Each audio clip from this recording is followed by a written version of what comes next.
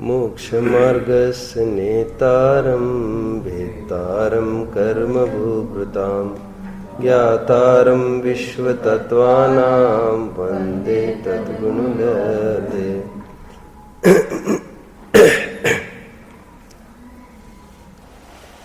जहरीले नाग की सहस्त्र पीड़ाओं को झेलकर भी नेवला लड़ाई में खड़ा है, डटा है। यह सब नाग दमनी की महिमा है। आप लोग जानते हो ना, नेवला और नाग का कभी भी युद्ध होता है, लड़ाई होती है, उसमें हमेशा नेवला जीतता है, जबकि नेवले का अपना स्वतंत्र जहर नहीं होता। जहर तो सांप का होता है। ऐसा होते हुए भी नेवले के पास ऐसा क्या है जिसके बल पर वह बच निकलता है? उसे किसी वनस्पति का ज्ञान है, जिस वनस्पति को नाग दमनी कहते हैं। वो बीच बीच में इंटरवल्स में जा जाकर उसको सूंघता रहता है, और उसके सूंघने की पावर इतनी है, वो सूंघ कर आए 4-5 घंटे उस पर जहर का कोई असर नहीं हो सकता। देखने वाले ताज्जुब करे, सांप डसता जा रहा है और इस पर असर क्यों नहीं हो रहा है?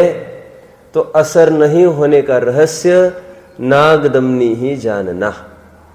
ज्ञानी धर्मात्मा इन जहरीले विषय कषायों के बीच में निरंतर उनकी मार झेलता है और फिर भी निरासर बना रहता है।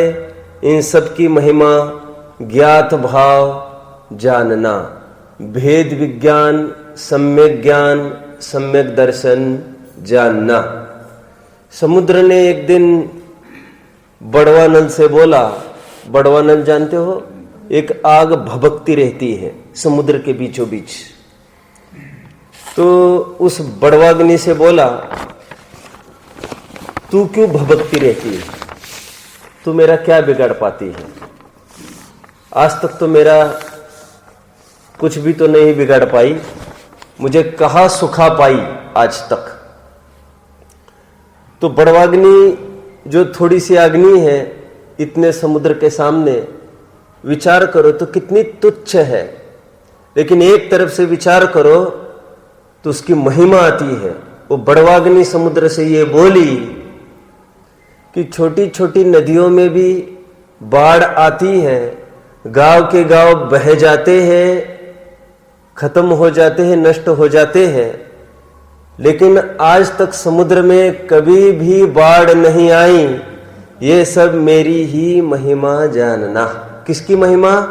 वो छोटी सी जो बड़वाग्नि दिख रही है, उसकी ताकत को नकारा नहीं जा सकता। समुद्र को नहीं सुखाया तो क्या हुआ? समुद्र में बाढ़ भी नहीं आई आज तक।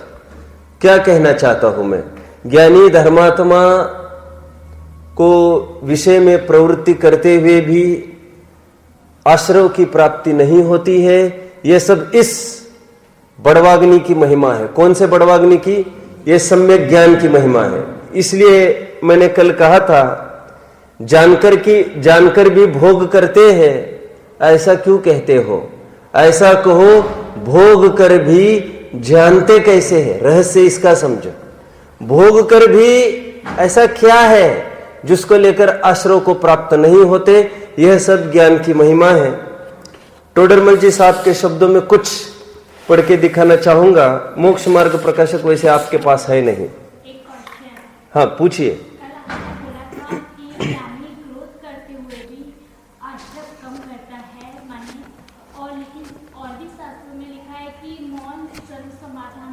सब समाधान होगा आज।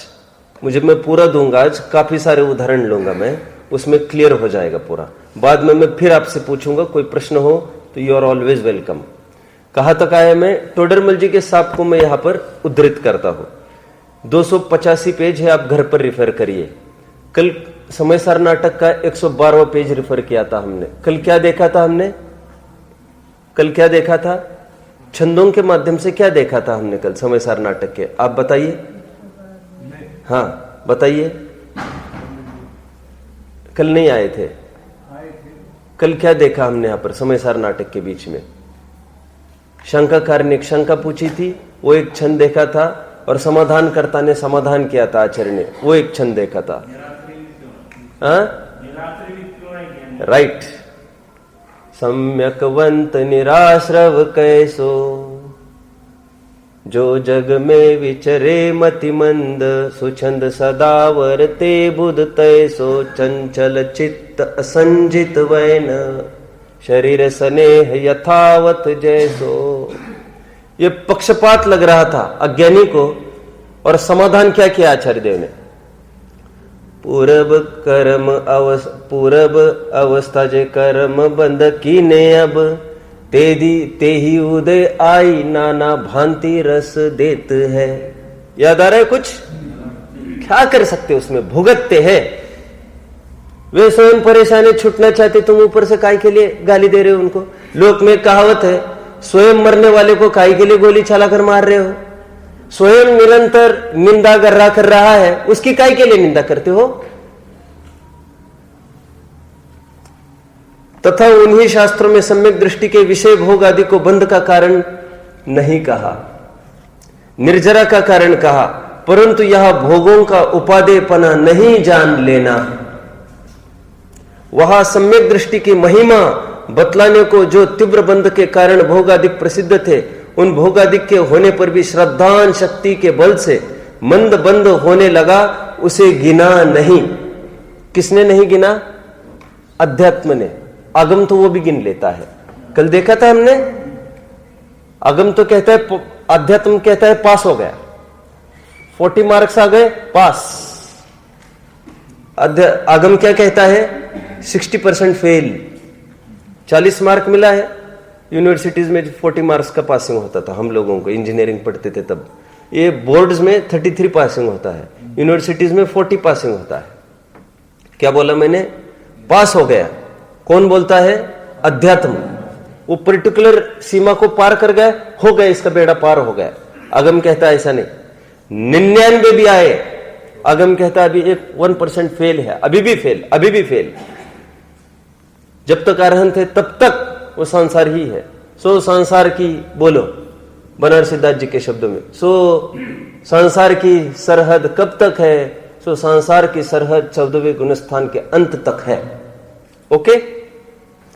श्रद्धान शक्ति के बल से मंद बंद होने लगा, उसे गिना नहीं, और उसी बल से निर्जरा विशेष होने लगी। इसलिए उपचार से भोगों को भी बंध का कारण नहीं कहा। कल मैंने एक उदाहरण दिया था, एक का आरोप दूसरे पर किया, 1 यूनिट फेल हो गया रिलायंस का, कल बोला, और अखबार में रोजाना आ रहा है शेयर के भाव बढ़ रहे हैं, शेयर खरीदो, शेयर खरीदो। मैं आपको नहीं कह रहा हूं खरीदो, वो तो अखबार की बात कह रहा हूं। रिलायंस बहुत लाभ में है, बहुत लाभ में है, और हमारे सामने यूनिट्स तो सब लॉस में जा रहे हैं। रहस्य क्या है? तुम्हारे सामने के यूनिट्स भले ही जा रहे होंगे, अन्यत्र सब सर्वत्र लाभ हो रहा है। तो यहां पर क्या समझना, कल मैंने बोला भी था, बोलिए। सम्यक दृष्टि के 2 अंश खड़े किए थे, कर्मधारा, ज्ञान धारा। यहां पर मात्र ज्ञान धारा को ऊर्ध्व करना है आपको। ओके? इसलिए उपचार से भोगों को भी बंध का कारण नहीं कहा, निर्जरा का कारण कहा। विचार करने पर भोग निर्जरा के कारण हो तो उन्हें छोड़कर सम्यक दृष्टि मुनि पद आदि का ग्रहण किस लिए करें? यहां इस कथन का इतना ही प्रयोजन है कि देखो सम्यक्त की महिमा। टोडरमल जी ने 4 महिमा बताई है, मोह की महिमा, अज्ञान की महिमा, तत्व विचार की महिमा, और ये 4थी महिमा देखो सम्यक्त की महिमा, जिसके बल से भोग भी अपने गुण को नहीं कर सकते। ये कल का पोषक प्रकरण मैंने यहां से पढ़ा। वैसे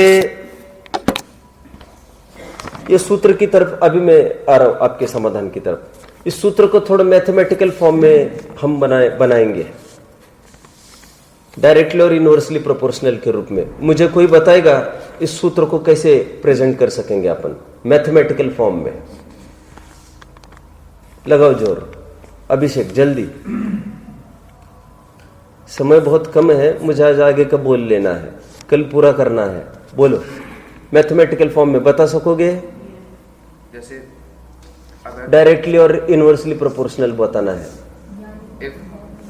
if the mandra is high, if the mandra of bhav, then asra will also be high.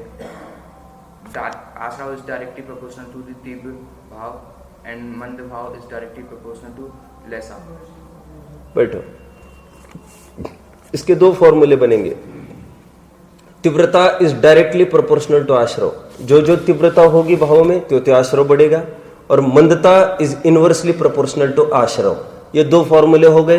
तीसरा फॉर्मूला क्या बनेगा? तीसरा फॉर्मूला जल्दी। ज्ञान भाव इज डायरेक्टली प्रोपोर्शनल टू आश्रव की इनवर्सली प्रोपोर्शनल, क्या करेंगे? सोचो जल्दी। ये स्याद्वाद शैली लगानी पड़ेगी आपको। दोनों मैंने टर्म्स बताए हैं यहां पर। ज्ञानी होते हुए भी अपराध करता है तो विशेषाश्रव होता है, यह भी एक अपेक्षा।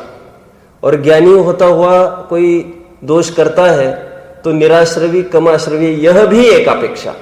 तो दोनों में से क्या माने? जहां पर जो योग्य हो वह माने। अभी बहुत सारे मैं एक्सपेरिमेंट्स यहां पर कराऊंगा, थोड़ी देर के लिए रुको। मैथमेटिकल फॉर्मूला समझ में आए? क्या कहा मैंने, समझ में आ रहे? हमारे कितने फॉर्मूले बनेंगे कुल मिलाकर? 6 फॉर्मूले बनेंगे। तीव्र और मंदता का तो एक ही बनेगा। ज्ञात के 2 बनेंगे, अज्ञात के भी 2 बनेंगे। ज्ञात इज डायरेक्टली प्रोपोर्शनल टू आश्रव, ज्ञात इज इनवर्सली प्रोपोर्शनल टू आश्रव। स्याद्वाद शैली से दोनों सही है। अभी बहुत सारे उदाहरण लूंगा, स्पष्ट हो जाएगी बात। आ जाओ, उदाहरण लेते हैं अभी बहुत सारे। आपका भी ले लेते हैं अभी यहां पर। आपका प्रश्न अभी फिर से रिपीट करो। आपने बोला था कि ज्ञानी बाहर के भोगों को करते हुए भी निराश्रवी कैसे? लेकिन शास्त्रों में ऐसा भी आता है कि मौन की भाषा प्रबल होती है। हाँ। मौन रहना चाहिए। ओके, ठीक है। ये प्रश्न है, सबको समझ में आ रहा है? इनका क्रोध और मौन की तरफ ही संकेत नहीं है। वैसे इनका विषय कषाय में प्रवृत्ति की बात है। ज्ञानी कषाय में प्रवृत्ति करते देखे जाते तब भी निराश्रव कहते हो, और कषाय पर भी चौकड़ी लगा रहे हो। वैसे यहां पर समाधान टोडरमल जी ने अभ्यास भी किया है, क्यों कषाय को लेकर उनकी पीठ नहीं ठोकी जा रही है। उनकी पीठ ठोकी जा रही है कषाय के काल में तुम भेद विज्ञान कैसे संभाल पाए।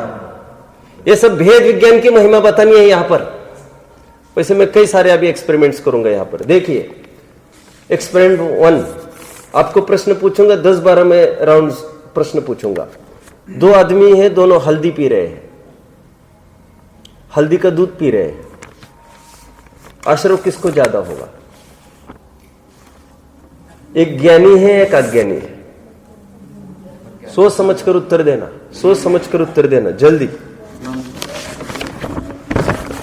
की उनको भी प्रवचन में बैठना है। मैं थोड़ी हल्दी का दूध पी रहा है एक ज्ञानी और एक अज्ञानी। दूध बना, आधा आधा दोनों को दिया, दोनों पी रहे हैं। एक ज्ञानी एक अज्ञानी, किसको आश्रव हो रहा है विशेष, किसको कम हो रहा है? सुनिए सब, यहां पर ज्ञात अज्ञात भाव की चर्चा है। आपको स्याद्वाद का सहारा लेना पड़ेगा। मैं आपको बताता हूं कैसे इसको समझना। यह संपूर्ण जिनागम को समझने का मैं रहस्य बता रहा हूं। फिर अन्यत्र आप पढ़ोगे, आप ऐसा स्पष्ट रूप से नहीं समझ पाएंगे। देखो, अपेक्षा 1, ज्ञानी तो जानता है ना वो अभक्ष्य चीज है। अनुप्याजवत वह भी जमीन कंद है हल्दी, ये तो ज्ञानी जानता है ना, और जानकर भी प्रवृत्ति कर रहा है ना, विशेष आश्रव होगा उसको। क्या कहा? अज्ञानी तो समझता ही नहीं है ये चीज कि ये भी जमीन कंद होगा और इसमें भी उतना ही दोष होगा। ये तो अज्ञानी जानता ही नहीं है। इस न्याय से ज्ञानी को विशेष आश्रय होगा। जानकर अपराध किया है इसने। एक अपेक्षा ये हुई। अभी सेकंड अपेक्षा समझे सब। दोनों अपेक्षा अपने अपनी जगह सही है। सही कैसे है वो उसके अभिप्राय पर डिपेंड करेगा, पीने वाले के। हम नहीं बता सकेंगे वो क्या सोच रहा है, और जैसा सोचेगा वैसे आश्रवी निराश्रवी हो जाएगा वो। यदि वो ये भाव करे सो पीते समय कितना अच्छा है, ये कितना टेस्टी है, कलर भी अच्छा दिखता है, वो महाश्रव को प्राप्त हो रहा है। तुमको कलर दिख रहा है? धवल में बहुत अच्छा एक प्रकरण आया। ये तो एकदम बरसात का मौसम होता है और अज्ञानी लोग एकदम ये बोल पड़ते हैं, वाह कितना अच्छा मौसम हो गया है। तो धवल में कहा ऐसा नहीं बोलना चाहिए तुमको, क्योंकि जिसको तुम अच्छा मौसम कह रहे हो, एकदम जो मौसम पलटा है उसमें सहस्त्र लाखों करोड़ों जीवों की उत्पत्ति हो गई है, और तुमने इतने जीवों की उत्पत्ति में अनुमोदना करी है। तुम तो इतना बोलो वातावरण बदल गया है। अच्छा बुरा होता क्या है?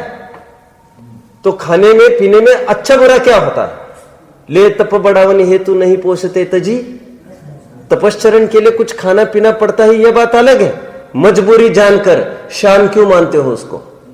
कमजोरी मानो तो छूटेगा, शान मानोगे तो छूटेगा नहीं। एक अपेक्षा तो यह हुई। अब दूसरी अपेक्षा, ज्ञानी जानता है हल्दी अभक्ष्य है, सेवन करने लायक नहीं है। जैसे आलू प्याज जमीन कंद है, वैसे ये जमीन कंद है, लेकिन आज तक तो कभी सेवन नहीं किया था, हल्दी आज तक सेवन नहीं की। लेकिन आज भयंकर रोग हो गया, दूसरा कोई सॉल्यूशन नहीं ख्याल में आ रहा है, और अशुद्ध दवाइयां बिल्कुल लेनी नहीं है, बाजार की दवाइयां, उसमें तो सीधा मांस डाला गया है। तो फिर विवेक से यह विचार किया कि मूलाचार आदि ग्रंथों में तक मुनि के हल्दी के सोंठ के सेवन का उल्लेख मिलता है, बीमारी के काल में ओनली। तो जब आगम इतनी आज्ञा देता है, इतनी परमिशन देता है, और मेरी साधना अभी थोड़ी सी गड़बड़ा रही है, मुझे कुछ भाव हो रहा है दवा लेने का, वो बाजारू दवा तो ले नहीं सकता मैं, अत्यंत मजबूरी में उस हल्दी को, अदरक को काष्ठवत अचित बनाकर मैं उसको ले लूं, तो पीते समय उसको कम आश्रय होगा। क्यों? वो एक एक घूंट पीते समय वो टेस्ट का विचार नहीं कर रहा है, वो बहुत खेद व्यक्त कर रहा है, हमको जमीन कंद का सेवन करना पड़ता है। और जिस समय उसको राहत मिलेगी स्वास्थ्य में, सेकंड डे वो तुरंत बोलेगा आज हल्दी नहीं डालना। क्यों क्यों क्या दिक्कत है, अभी लेते रहो, बीमारी हो गई, कोई मजाक के लिए थोड़ी ले रहे। कितने जन बात को समझ रहे हैं? अभी मैंने दोनों अपेक्षाएं घटित करके दिखाई, हल्दी लेता हुआ ज्यादा आश्रय, हल्दी लेता हुआ कम आश्रय। क्योंकि ज्ञानी विवेक से ग्रहण करता है, विषय भोगों को भी विवेक से ग्रहण करते हैं। सुनो, क्रोध आदि कषाय भी करता है, बहुत विवेक से करता है, उसका विवेक सर्वत्र जिंदा है। कुछ भी करते समय ज्ञानी के जीवन में विवेक सदा जीवंत रहता है, भोग के काल में भी निरंतर छटपटाता है। नारक कृत क्या है? बाहर नारक कृत दुख भोगे, अंतर सुखरस घटाघटी। बाहर विषय भोग भोग रहा है, तुम क्या जानो हमारे अंतस की बात।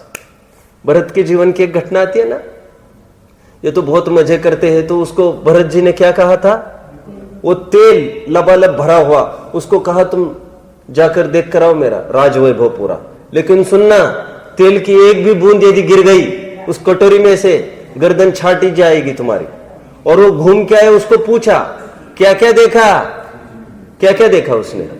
अरे तेल न गिर जाए इसकी तरफ ध्यान था। तो घुमा कि नहीं घुमाओ? ए सच बताओ, घुमा कि नहीं घुमाओ? घुमा कि नहीं घुमाओ? घुमा कि नहीं घुमाओ? नहीं घुमाओ। समझ में आता है?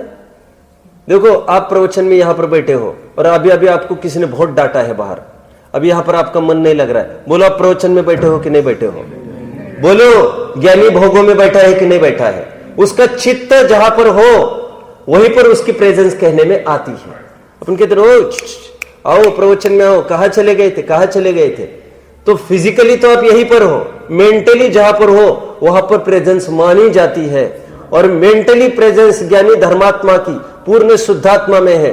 Physical presence is not presence actually. Physical presence भले ही भोगों में दिखती हो, वो कोई मायने नहीं रखती। हमने एक घटना देखी, कौन सी? कौन सी देखी अभिषेक? एक एक्सपेरिमेंट देखा हमने, कौन सा? हल्दी वाला। क्वेश्चन सेकंड, कोई खेती है दोनों की लगी अगल बगल में, वो नौकर किसान, दो खेती को अपन नाम देते हैं, एक ए नंबर, एक ए मालिक है, एक बी मालिक है। ए मालिक का एक नौकर किसान, वो कुदाली चलाने लग गए बी के खेत में। वो बी वाला केस करेगा, किस पर करेगा? बोलो। पक्का मालिक पर सभी जन का मालिक कहना है, सभी सहमत है? क्यों? मालिक ने क्या किया है? मालिक ने क्या किया है? किया किसने है? वो किसान ने किया है। किसान पर केस चलता है क्या? किसान करते हुए भी कुछ नहीं करता है। क्यों? वो अपने इंटरेस्ट से नहीं कर रहा है, उस पर थोपा गया है, मालिक के जोर जबरदस्ती से कर रहा है, और मालिक नहीं करता हुआ भी करता है। किसान ये नौकर करता हुआ भी नहीं करता है। सिद्धांत कौन बताएगा? ज्ञानी धर्मात्मा विषय में प्रवृत्ति करते हुए भी विषय में प्रवृत्ति नहीं कर रहा है। इस पर किसकी जबरदस्ती है? ये पूर्व कर्म का प्रचुर उदय आया है, एकांत नहीं है, उसका भी राग जुड़ा है, लेकिन वो अनंत अनुबंधी नहीं जुड़ा है। अभी हाल छोड़ के जा सकता है वो सब। कल उदाहरण दिया था, एक किसका उदाहरण दिया था? हिरण का। हिरण का उदाहरण, थोड़ी आहट लगी, देख लेना, ये सब अंतर मुहूर्त में केवल ज्ञान की प्राप्ति कर सकता है। ये एकदम ऊपरी ऊपरी लगाव है इसका, इसके लगाव, इसकी बातों में नहीं आना। ठीक है?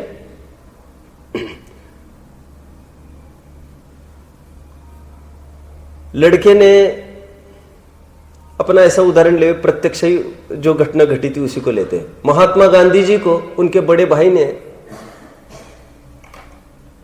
जोर का चाटा मारा। वो पिताजी के पास गए, गांधी जी, इवेंट 3, शिकायत करी कि इन्होंने मुझे चाटा मारा है बिना कारण का, आप निपटाओ केस को। पिताजी ने कहा, अरे तुम मार दो चाटा, मैं खड़ा हूं यहां पर। गांधी जी का यह कहना है, जो गलती इसने करी है वो गलती मैं क्यों करूं? वो गलती की तो केस लेकर मैं आया हूं आपके पास, आप निपटाओ इसको, मुझे कुछ कहना है, मुझे क्या कहना है? क्यों? पिता चाटा लगाए तो वही अपराध नहीं होगा क्या? फिर पिता चाटा लगाए तो वही अपराध होगा कि नहीं होगा? दोनों की क्रिया एक सरी की। क्या? मेरे बड़े बच्चे ने छोटे बच्चों को चाटा मारा एक, और मैंने तुरंत बड़े बच्चों को चाटा मारा, यह देखकर दोनों ने चाटा मारा है, दोनों को समान असर होगा क्या? लोक में माना जाएगा क्या?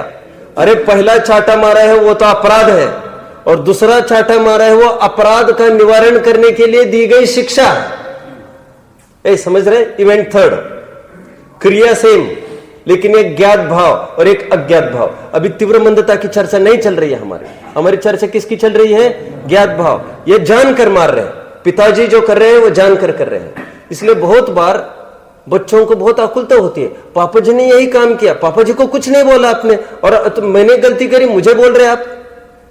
ऐसा क्यों? फर्क क्यों पड़ता है बोलने का? फर्क इसलिए पड़ता है, पापा जी ने गलती की है, जरूर कुछ ना कुछ, वे समझदार है, वे ऐसी गलती कैसे कर सकते हैं?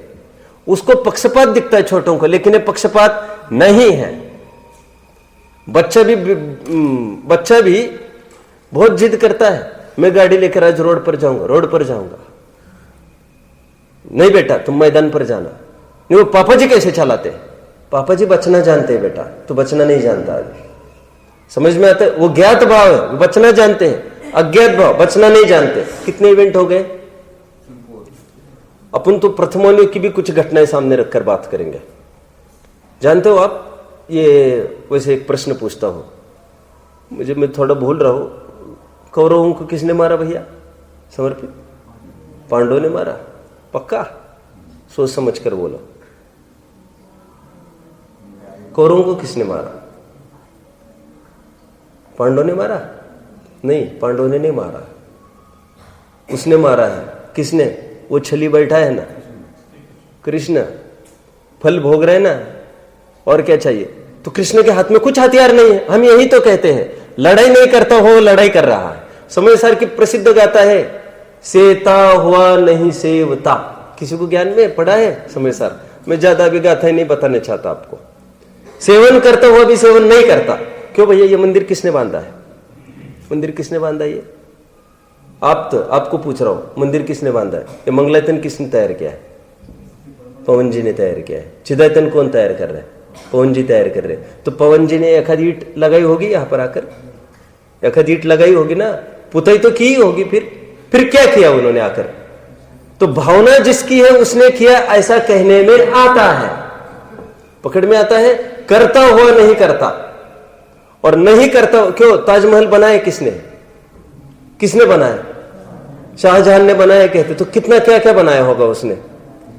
तो करता हुआ अकर्ता है और अकर्ता हुआ करता है। शाहजहां ने नहीं किया फिर भी वो करता है, अभिप्राय में उसको कर्तृत्व पड़ा है, और नौकर चाकर ने करते हुए भी नहीं किया है उसमें, समझते हैं। और केस भी किस पर चलती है? जिसने काम किया उस पर केस नहीं चलती। अभी पहले इवेंट लिया था कुदाली का, समय सार में और 2 उदाहरण आए हैं। मैं पूरे ग्रंथों को आपको जहां जहां जो आई है ज्ञात अज्ञात की वो चर्चा में कर रहा हूं। समय सार में कंटिन्यूस 2 गाथा मिलती है।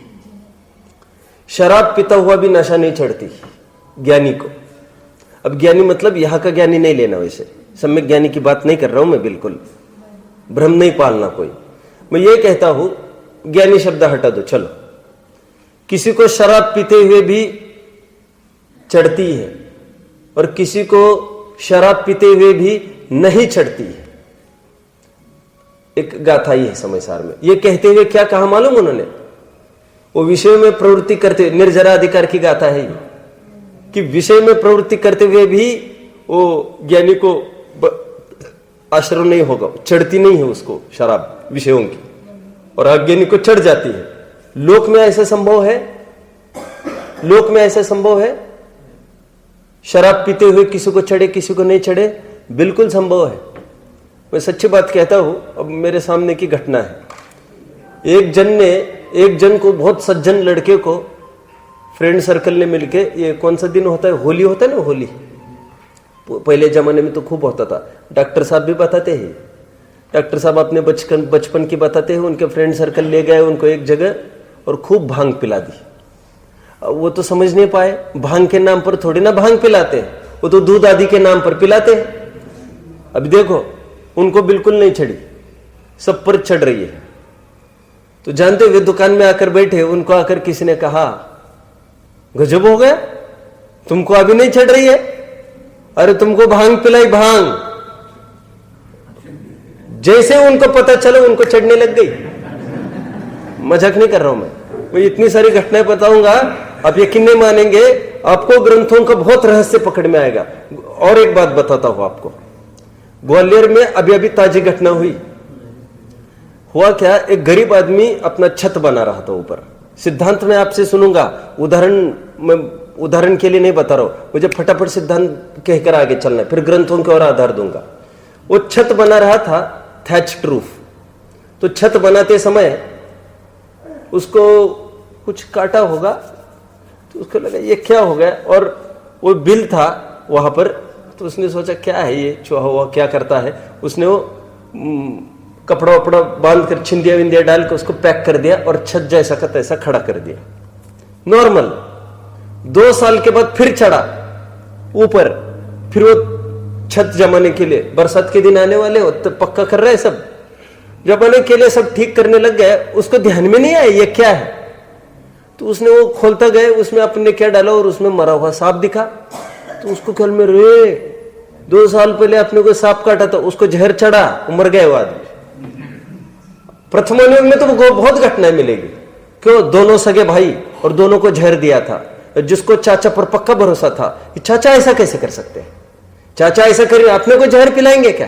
पिताजी जाने के बाद अपने को छत्र छाया बनकर खड़े हैं, ये धूप छाव सब इन्होंने झेली, ये अपने को जहर पिलाएंगे क्या? और जहर वास्तव में पिलाया था चाचा ने। प्रथम की घटना किसी को ख्याल में है? और जो सगा भाई था उसको लगा नहीं, मैंने अपने कानों से सुना है जहर, वो बात कर रहे थे कुछ, और जरूर जहर मिला है, और बराबर वो जहर आकर वो बेहोश हो गया था, और इसको बेहोशी नहीं आई। मैं क्यों कह रहा हूं इतना सारा? जिसको पीने के प्रति रुचि नहीं है उसको चढ़ती नहीं है, और जिसको रुचि भाव से पीता है उसको चढ़ती है। ये अपने अपने मर्यादा में उदाहरण समझना। वैसे आचार्यों का उदाहरण इसलिए मैं दे रहा हूं, मेरा अपना निजी उदाहरण नहीं है, ठीक है। एक उदाहरण तो ये आया, और एक उदाहरण आया, बोलो कोई बताएगा? तुरंत लगकर ही एक उदाहरण निर्जराधिकार में, विश्ववैद्य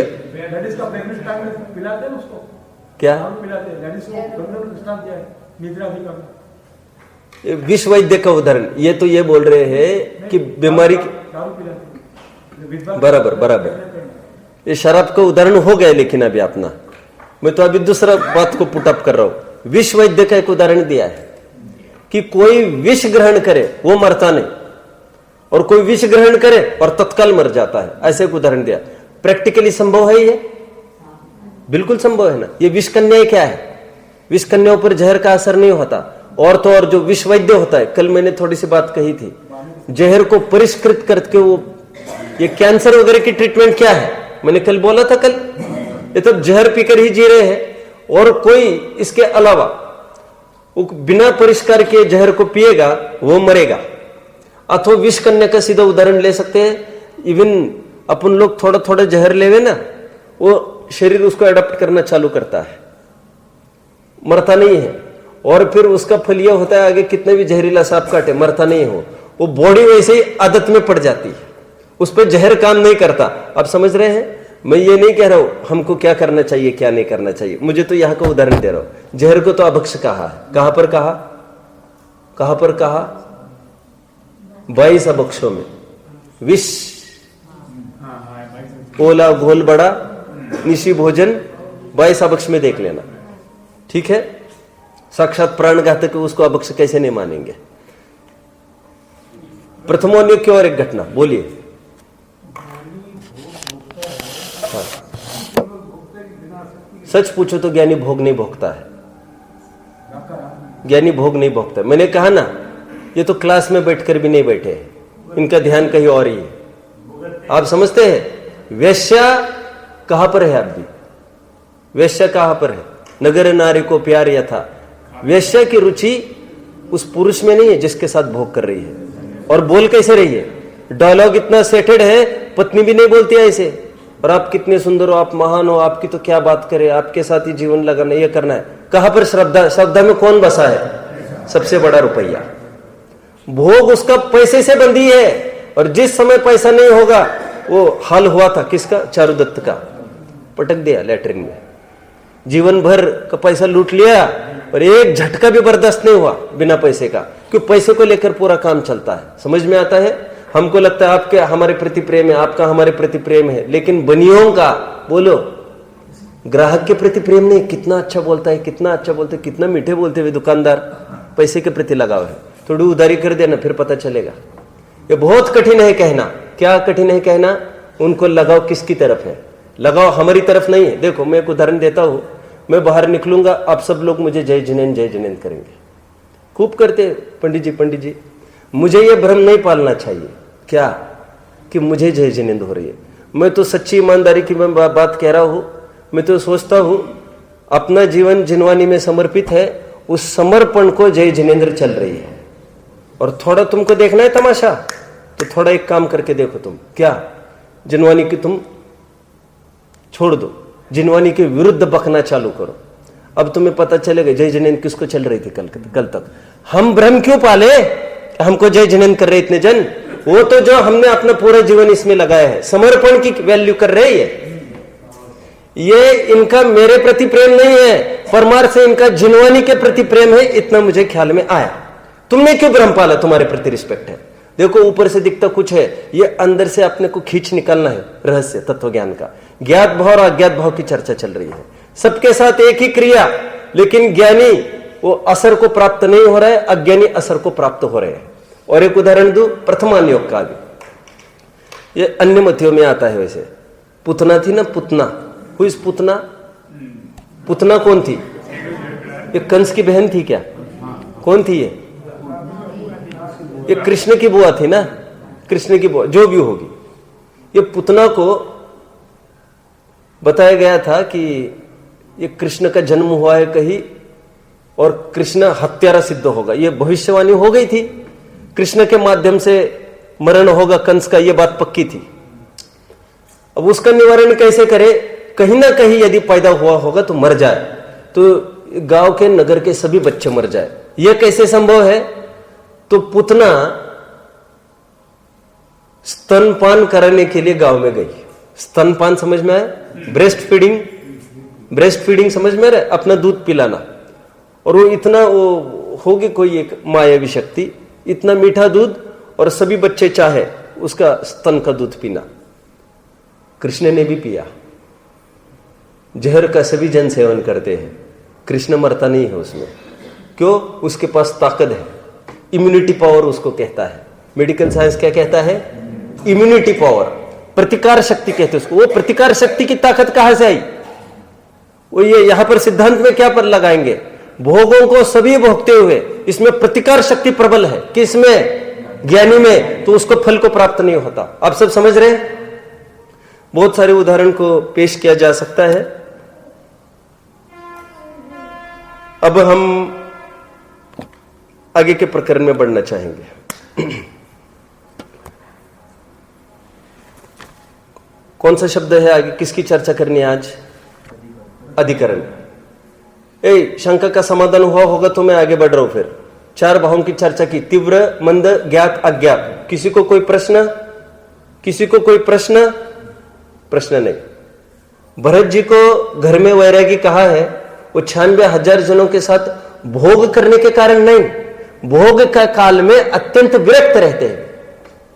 महिमा और पीठ थपथपाई जा रहे हैं उस वैराग्य के कारण। इतना होते हुए भी ध्यान धारण धीर है, उसकी शाबाशी है। आगे का पद हमको देखना है, अधिकरण। सभी जन तैयार है? किसी को कोई प्रश्न होगा तो पूछ सकते हैं। किसी को कोई प्रश्न, किसी को कुछ भी शंका हो पूछ सकते, नहीं तो मैं आगे बढ़ रहा हूं, क्योंकि अभी प्रकरण थोड़ा बदलने वाला है। आपका डाउट क्लियर हो रहा है क्या?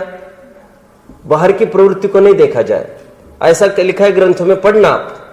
टोडरमल जी ने 8वें अध्याय में लिखा है, ये पेड़ आदि है ना, ये कृष्ण लेश्या के धनी है। कृष्ण लेश्या। और कैसे दिख रहे हैं हमको? बिल्कुल खड़े हैं, किसी को कुछ नहीं बिगाड़ रहे हैं। अरे वे टोडरमल जी कह रहे प्रवृत्ति में नहीं आ पा रहा है। प्रवृत्ति अलग चीज है, कषाय शक्ति अलग चीज है। ताकत चाहिए हमको अंतस को देखने की। पकड़ में आता है? और दूसरी तरफ और एक उदाहरण दिया, देव है ना, देव। बोलो कौन उदाहरण पूरा करेगा? देव। बोलो, गांव के गांव जलाते हैं, फिर भी बोलो उनकी शुभलेच्छा कही है देवों की। अब कैसे प्रवृत्ति में अपन घटित करें? पकड़ में आ रहे सबको? जैन दर्शन समझने का रहस्य यही तो है। सब प्रवृत्ति और अंदर की कषाय शक्ति, दोनों का डिफरेंस आपको समझना है। प्रवृत्ति अनुसार फल नहीं होता, कषाय शक्ति के अनुसार फल होता है। ठीक है? मैं हमेशा कहता हूं, 4 जनों को खड़ा करता हूं, एक भरत जी को खड़ा करो, क्षायिक सम्यक्ति, चारों लड़ाई लड़ने गए। दूसरा क्षायिक सम्यक्ति खड़ा करो, सौधर्मेंद्र ढोल डपली बजा रहा है, सभी तीर्थंकरों की समोशरण में हाजिरी लगा रहा है। कब तक?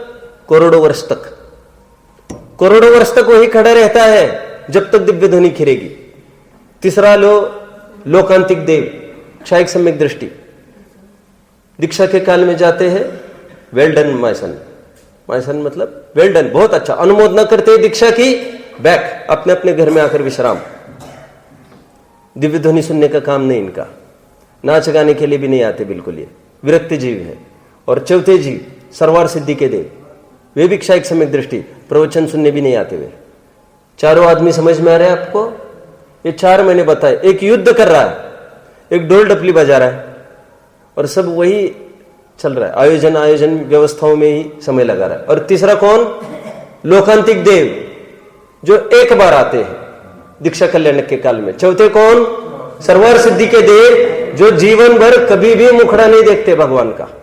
अरे समोशरण चल रहा है, सब जाओ ना, सुनो ना। क्या रखा है वहां पर? क्या रखा है वहां पर? मतलब वहां पर क्या है अलग सा?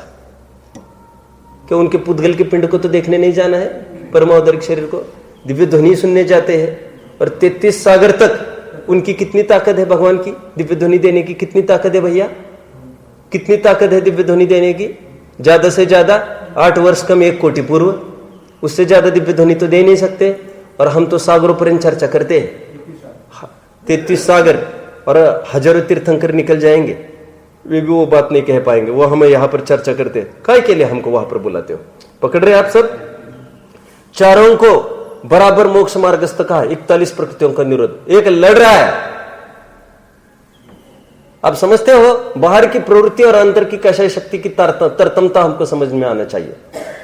कि नया पद हम देख रहे हैं, अधिकरण की तरफ हमको आना है, चलना है। अभी अधिकरण सीधा सूत्र का अर्थ कौन बताएगा? सूत्र का अर्थ कैसे आएगा? अभी अधिकरण को लेकर सूत्र का अर्थ करो कोई। अधिकरण की विशेषता को लेकर आश्रव में विशेषता आती है। ओके, अभी तक क्या चला? ज्ञात भाव की विशेषता को लेकर आश्रव में विशेषता आती है, अज्ञात भाव की विशेषता को लेकर आश्रव में विशेषता आती है। अभी क्या चलेगा? अधिकरण की विशेषता को लेकर आश्रम में विशेषता आती है। व्हाट इज अधिकरण एक्चुअली? अधिकरण का अर्थ कोई बताएगा? शाब्दिक अर्थ। ये बहुत अच्छे प्रकरण है ये। अधिकरण का अर्थ होता है, बोलो, आधार। अधिकरण का अर्थ, तो सूत्र का अर्थ क्या बनेगा? समुचित। आधार की विशेषता से आश्रव की विशेषता होगी। विशेषता मतलब डिफरेंस। तो एक सूत्र थोड़ा और आगे का पढ़िए आप, तो हमको थोड़ा पकड़ में आएगा ये क्या कहना चाहते। सातों सूत्र देखे, अधिकरणम जीवा जीवा मिल गया। बस अभी यहां पर देखो मेरी तरफ, अधिकरणम जीवा जीवा क्या कहना चाहते हैं? इसकी संधि विच्छेद होगी अधिकरणम जीव जीवा अजीवा। जीव और अजीव की विशेषता को लेकर आश्रव में विशेषता होती है। जीव अधिकरण और अजीव अधिकरण की विशेषता को लेकर आश्रव में विशेषता होती है। अभी रहस्य खुलेगा, अभी रहस्य खुलेगा। ये कहना चाहते हैं, तुम्हारे माध्यम से जो मरा जीव, वो चेतन मरा कि अचेतन मरा, इससे आश्रव डिफर्स। ये पकड़ रहे आप लोग पकड़ रहे? अभी और पीछे कोई पकड़ रहा है क्या प्रकरण को? नहीं पकड़ रहे अभी। क्या आपके निमित्त से जो जीव मरा वो चेतन था कि अचेतन था, उससे आश्रव में विभिन्नता आएगी। जो मरा, आप सुनो अभी शब्द समझो, शब्द सुनो बस। जिसका आपने घात किया वो चेतन था कि अचेतन था, तो उसको लेकर नहीं सुनो ना मेरी बात को, उसको लेकर आश्रव की भिन्नता होती है।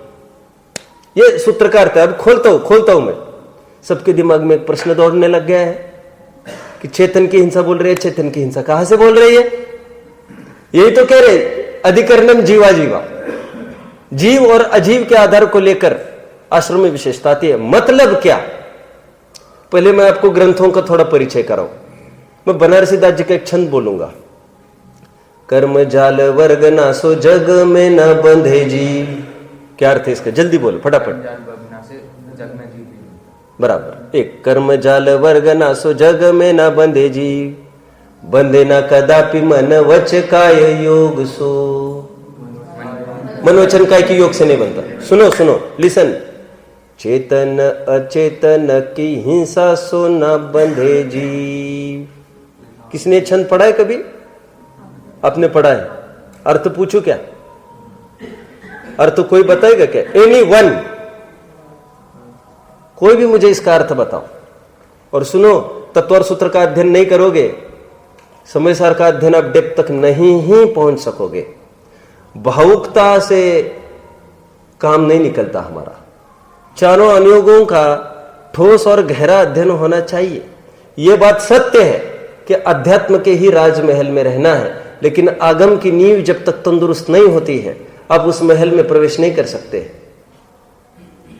चेतन अचेतन की हिंसा सोना बंधे जीव। अचेतन की हिंसा मतलब क्या? यह तत्व और सूत्र पढ़ना पड़ेगा। अधिकरणम जीवा जीवा। अधिकरण की विशेषता को लेकर आश्रम में विशेषता होती है। क्या कहना चाहते हैं अब भी बताता हूं मैं। चेतन और अचेतन की हिंसा क्या है? देखिए, रावण को किसने मारा भैया? लक्ष्मण ने मारा। रावण को लक्ष्मण ने मारा। और यहां पर भी रावण का दहन हुआ थोड़े दिन पहले, रास्ते पर आपने देखा। तो आगम यह कहता है दोनों का आश्रय समान, अपेक्षा एक। इसमें भी 3 अपेक्षा लगाऊंगा मैं। कौन कौन से अपेक्षा लगाऊंगा कोई बताएगा? आप क्यों सो रहे हो? आप सो रहे हो? कोई प्रॉब्लम है क्या? अरे घर पर जाकर सोना ही है, यहां पर सोओगे तो जगोगे कहां पर? बोलो जल्दी। 3 अपेक्षाएं बोलो। अपेक्षा एक ये होगी, चेतन की हिंसा में ज्यादा आश्रय, अचेतन की हिंसा में कम आश्रय। अपेक्षा 1।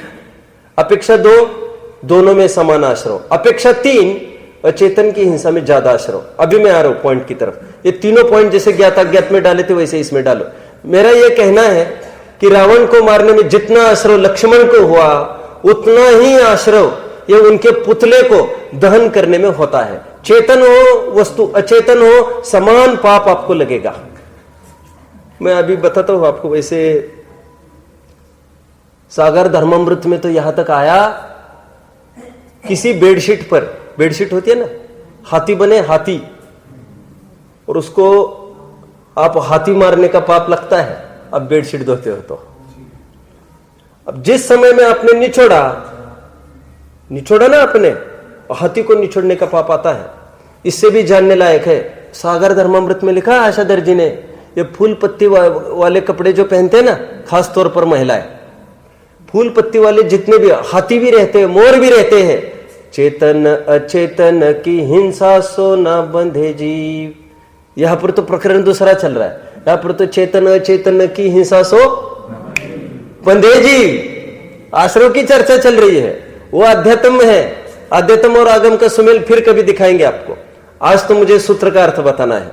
जितनी हिंसा सत्यार्थ हाथी में मारने में लगती है, उतनी ही यहां पर एक अपेक्षा, दूसरी अपेक्षा उतनी नहीं लगेगी, क्योंकि भाव में इतनी कलुषता नहीं हुई। दूसरी अपेक्षा, तीसरी ज्यादा हिंसा लगेगी। क्यों? इसमें अमर्याद होगा, उसमें तो अमर्याद होगा और उसमें तो मर्यादा होगी। कानून रोक लगा रही ना जिंदा को मारने में। आप समझ रहे हैं? नहीं समझ रहे अभी। आटे का मुर्गा क्या है बताओ जल्दी, खड़े रहो तुषार, फटाफट बताओ। आटे का मुर्गा क्या है? अरे तू भी बैठ जाओ। आटे का मुर्गा क्या है बताओ। कथा नहीं पता आपको आटे के मुर्गे की? नहीं सुनी? क्या है कथा बताओ जल्दी। उसने किया क्या था? उसने उसका मारने का भाव था तो उसने आटे का मुर्गा बनाया था। यस। और आश्रव क्या? भो भो में भटकता रहा, चंद्र प्रभु का भगवान का जीव, बस अनुमोदना करी काय की। सुनो अभी इसी प्रसंग में सब समझो। हमारे कोई भी ओपनिंग्स में नारियल हमको नहीं बनाना चाहिए। ओपनिंग्स में, ओपनिंग करते हैं ना किसी भी कार्यक्रम का, उसमें नारियल बनाने की प्रथा ये जैनेतरों की अपनी नहीं है। ये बलि का प्रतीक है। काय का प्रतीक है ये? चेतन अचेतन की हिंसा सो न बंधे जीव। अभी वो बात नहीं, बंधता है ये बात है, वो भी हिंसा है। क्यों? उसमें स्थापना उसी की करी ना। अब जानते हो पहले बलिया बहुत हुआ करती थी, पशु बलिया, यज्ञ हुआ करते थे, नरमेध बलि, पशु बलि।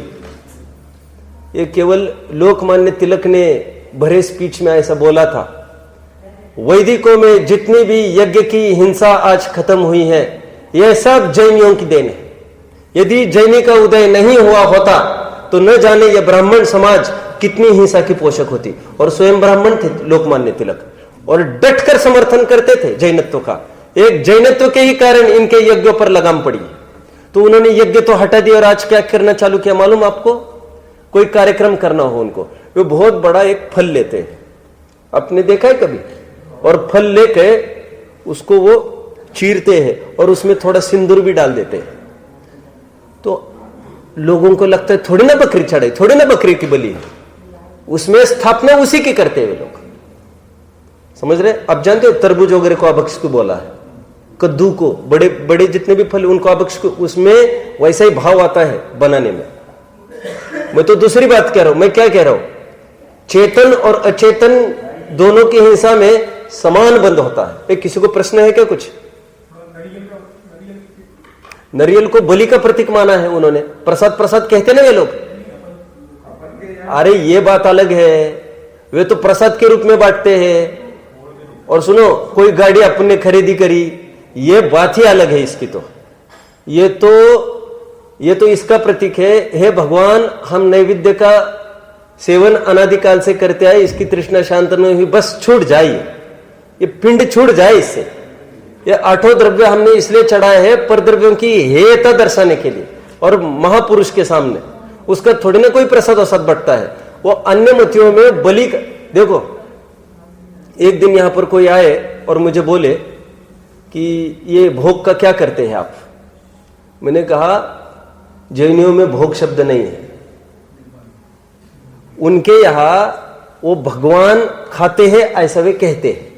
भगवान तो उनके भी खाते वाते नहीं है, और फिर कहते भोग, इसलिए कहते वो भोग्य है भगवान का। अरे हमारे भगवान वितरागी हो गए, उनके भोग की क्या बात रही? वे अनंत अतीन्द्रिय आनंद का भोग कर रहे हैं अभी, तो ये उनका भोग्य ही नहीं है, तो वे उसको भोग कहते हैं, अपन लोग थोड़ी ना कहते हैं। लेकिन कोई गाड़ी ली, घर लिया, तो वहां पर फल का क्या उचित था? वो टोटली देखम देखी जो आप करते हो, इसमें बलि का दोष आता है पूरा। अब जानकर करो या अजान के करो, उसमें ज्ञात अज्ञात लगा लेना, और चेतन अचेतन में भी ये लगा लेना। ये गोला गोला ही नहीं है जो दिख रहा है आपको नारियल, ये पूरा जीव है, स्थापना हो रही है, और पता नहीं था तो आपको नहीं करना चाहिए था। ऐसा समझ में आता है? और यहां पर केवल भगवान के सामने पूजन के लिए और समर्पण करने के लिए वो प्रकरण दूसरा है, और अन्यत्र प्रकरण में वो प्रकरण दूसरा है। आप समझते हो मेरी बात को? और आगे मैं और एक बहुत अच्छी बात बताऊंगा। परंपरा तो बहुत बिगड़ गई है। ये पहले जमाने में तो फोटो वाला कुछ नहीं छपता था। बड़ी बड़ी पत्रिकाएं भी, किसी को याद होगा 50-60 साल पहले के बड़ी बड़ी पत्रिकाओं पर भी कोई मंदिर की फिगर नहीं रहती थी। आदमी की तो बात ही नहीं, अपने इनका फोटो नहीं छापा, उनका फोटो नहीं छापा, इनका फोटो चाहिए, उनका फोटो चाहिए। स्वाध्याय करो, बुद्धि ठीक हो जाएगी। और कितनी अविनय होती है कि ये जाना है ना कभी ना कभी रद्दी में। और यहां पर क्या कह रहे? अधिकरणम जीवा जीवा, अधिकरण की विशेषता से आश्रम में विशेषता होती है। पकड़ रहे मेरी बात को? मुझे अभी भी एक जन को ज्ञान में है, हमारे खनिया धाना में एक, वो तो गुजर गया अभी कब के, उनकी बहुत बड़ी किराना दुकान थी। उनकी ये ख्याति रही, उन्होंने जीवन में कभी भी रद्दी के रूप में, उन्होंने कभी भी जीवन में एक कागज तक नहीं फाड़ा जिस पर आदमी हो बना, नहीं, रद्दी के रूप में इसका प्रयोग नहीं, ब्लैंक पेपर। और पहले सचमुच ऐसे कागजों पर फोटो भी आते नहीं थे। पहले की पत्रिकाएं देख लेना, ये आज ट्रेंड चालू हो गए, फोटो के बिना काम ही नहीं चलता, और 10 फोटो तो चाहिए ही चाहिए, चाहिए ही चाहिए। व्यक्तिवाद का पोषण करते हैं। समझ में आता है? समझ लेना। मैं तो सच्ची बात तो ये कहता हूं बहुत बार, आपको बहुत आखिरी टाइम तो नहीं है, आपको कल जाना है। ये जो फोटो छापी है ना, ये उचित नहीं है फोटो छापना। पहले अब प्रमाण तो ये है, पहले के ग्रंथ देखे जाए 50-60 ईयर्स एगो, आपको प्लेन दिखेंगे, सभी प्लेन, किसी पर फोटो नहीं दिखेगी। फोटो में क्या तकलीफ है? अरे फोटो में ये तकलीफ है, मैं बताता हूं आपको, ब्रह्मचर्य का घात होता है कि अपोजिट जेंडर उसको पकड़ नहीं सकेगा। क्या प्रमाण है इसको? कोई बताएगा? प्रमाण क्या है? आपने महिलाओं का फोटो बना दिया कोई भी, अब जैसे ये फोटो है ना, अब जैसे ये फोटो पीछे महिला है, कोई भी महिला होगी, बहन श्री बहन के नाम पर कोई भी महिला है, पुरुष है, इसको मुनिराज हाथ में लेंगे क्या? मेरा प्रश्न है। और आप तो अध्ययन करो तो पता चलेगा। अपन तो दलदल से बाहर निकलो, दलदल से बाहर निकलो, ऊपर उठ के विचार करो, दिमाग चौड़ा रखकर, और खूब अध्ययन करो। मुनिराज का जो ब्रह्मचर्य का प्रकरण है ना, उसमें क्या लिखा है मालूम? चित्राम भी यदि होगा, चित्र भी, तो अब्रह्म में चला जाएगा, ऐसा लिखा। चेतन और अचेतन स्त्री, वहां भी चर्चा की है ब्रह्मचर्य में, पढ़ना, सब पढ़ना। वहां पर लिखा तिरंचिनी हो, कोई तिरंचिनी का फोटो हो, फोटो तिरंचिनी का, वो ब्रह्म के दायरे में ले लिया, उसको मुनिराज छू नहीं सकते। आपने ऐसा करके मुनिराज को हमेशा हमेशा के लिए इसका त्याग कराया। अच्छा, अर्य का नहीं छू सकेगी इसको अभी, क्यों? भगवान का फोटो है साक्षात, इसमें उनके स्वरूप में शामिल है ये। आप सब समझ रहे मेरी बात को? कहने लायक तो बहुत कुछ है, समय हो रहा है। फिर कल वीर्य की थोड़ी चर्चा करूंगा, अधिकरण की भी चर्चा करूंगा, कल प्रकरण में समाप्त करूंगा। ओम नमः।